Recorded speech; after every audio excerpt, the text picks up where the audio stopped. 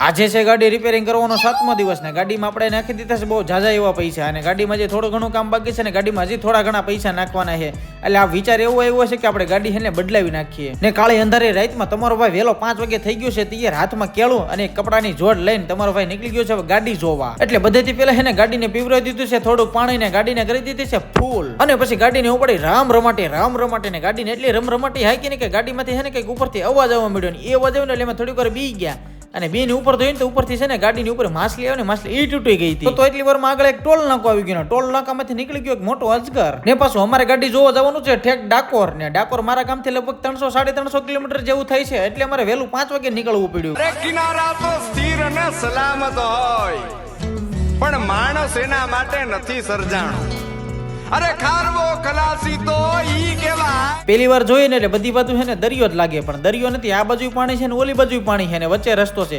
વચ્ચે રસ્તો હતો ને ત્યાં સુધી તો સારું હતું પણ આમ તો રોડ ઉપર જ પાણી આવી ગયું. રોડ ઉપર કેટલું પાણી છે ને એ તમારો ભાઈ જોવા આવ્યો ને જોઈ લીધું પાણી ગાડી હાલે એવું છે એટલે પછી ગાડીને બોલાવી લીધી ને પછી બેહીને નીકળી ગયા પાછા આપણા ડાકોર જવા માટે. ને આવી ગયું છે બધે પેલા ટોલગેટ ને ટોલગેટે મારું નામ આપ્યું ને એટલે આપણી ગાડી જવા દીધી. ને પાછું આપણી ગાડીમાં ફાસ્ટેગ છે નહીં એટલે ફાસ્ટેગ વાળા ભાઈ બાજુમાં જ ઉભા હતા ને ફાસ્ટેગ વાળા ભાઈને કીધું ને ગાડીમાં આપણું ફાસ્ટેગ લગાવી દીધું અને કાચ ફાળીને ફોટો ન પડી તો ગુજરાતી નો કહેવાય બાપા. એટલી વારમાં પેટનો ખાટો બુરવો આવી ગયો છે નાસ્તો કરવા. નાસ્તો તો કરી લીધો પણ હારો ડેઝર્ટમાં ચોકલેટ ખાઈ લીધી ને ડાયરેક્ટ આપણે આવી ગયા છે ડાકોર. અહીંયા આવીને બધે પેલા આપણે જોઈ લીધી છે ગાડીની આજુબાજુ ચારે કોરથી બધી બાજુથી જોઈ લીધી ને ગાડીને આપણે ટોલી ઊંચી કરીને જોઈ લીધી. પછી ગાડીનો એક રાઉન્ડ મારી લીધો પણ ગાડી એને થોડાક ઠેકડા બહુ મારતી હતી. ને ગાડી ઠેકડા કેમ મારે એ તમને ખબર હોય તો જરા કમેન્ટ કરી દેજો. ને એટલી વારમાં તો આપણે બીજી ગાડીમાંથી ડોકું બહાર કાઢી લીધું કેમ કે આપણે એક ગાડી જોવા તો નહોતા જાય પણ બીજી ગાડી હારવાર જોઈ લીધી. પાછું આ ગાડીમાં તો બાજની હાકળું બાંધી દીધી છે ને આ બાજ આપણને કવડી ગયો.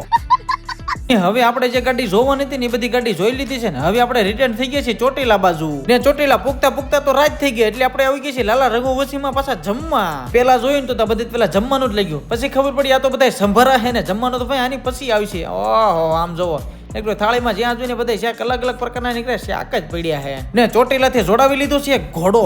તમારા ખ્યાલ પ્રમાણે મારે ગાડી બદલાવી જોઈએ કે હતી એની જ રાખો જરા કમેન્ટ કરી દેજો.